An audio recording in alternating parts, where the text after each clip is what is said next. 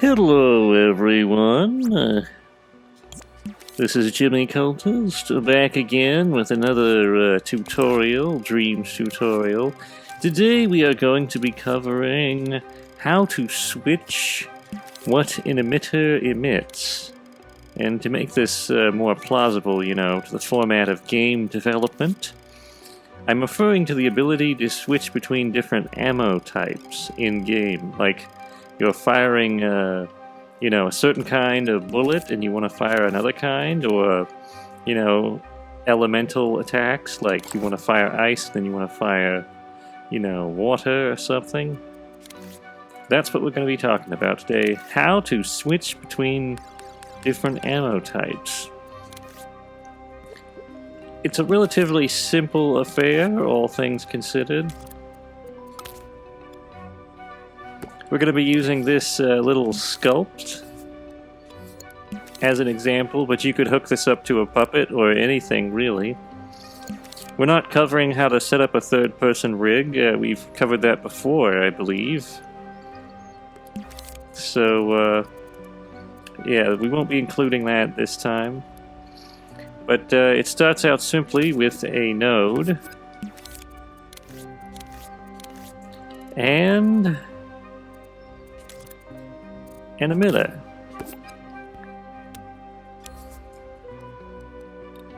Gonna set the time between emits to 0.4 and the lifetime to 5. Max emitted at once, 17.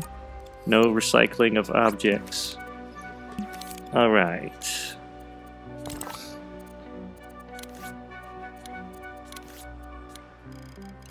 Gonna stamp out another cube.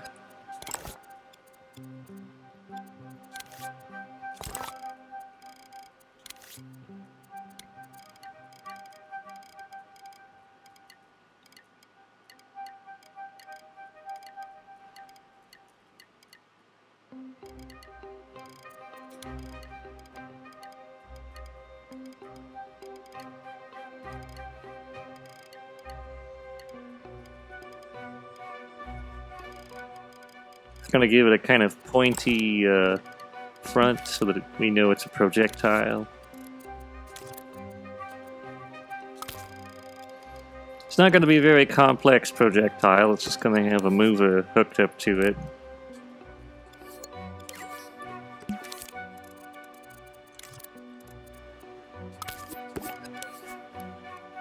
Local space, maximum overall dampening and strength.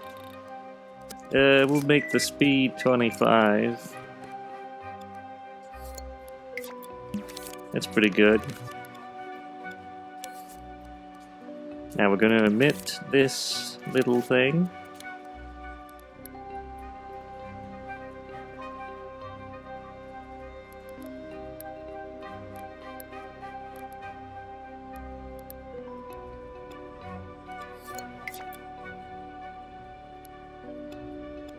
There we go. Now what we're going to do is connect this to the emitter. Copy this. We're going to call this one red. And this one green.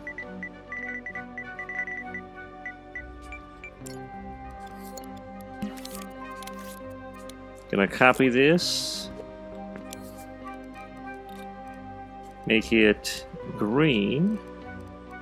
Turn on the power. Well, we might not have to turn on the power, but fundamentally, we are going to re-emit it from the same place. And don't let this deceive you. It may look red still, but it's green.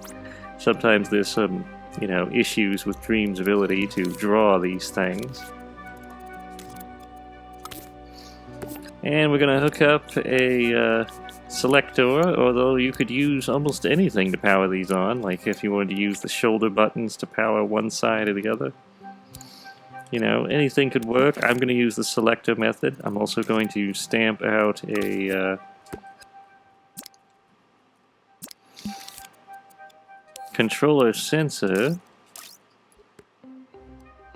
have it hooked up to remote controllable, and we're going to put a little camera on here just so we can, you know, view this in-game pretty good. Get a good look-see. Hide imp.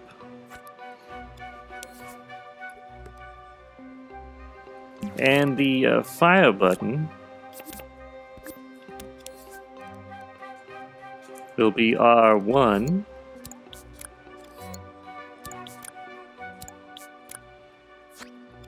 And basically it's just a simple matter of powering nodes on and off. You can open the tweak menu with L1 and square. That's how you can get access to the power node and hook these up. But it should work now. Alright, we're firing red ones. Oh, I forgot. We have to hook up a method of switching. I'm going to use the D-pad. Possibly we could use X as well. Let's just use X because it's simple. But we're firing red, and now we press X and we're firing green. We can switch even, you know, during the process. If you wanted to add an animation before switching, that would also be possible. Using a timeline, you could theoretically, you know, stick down a timeline, set it to play once,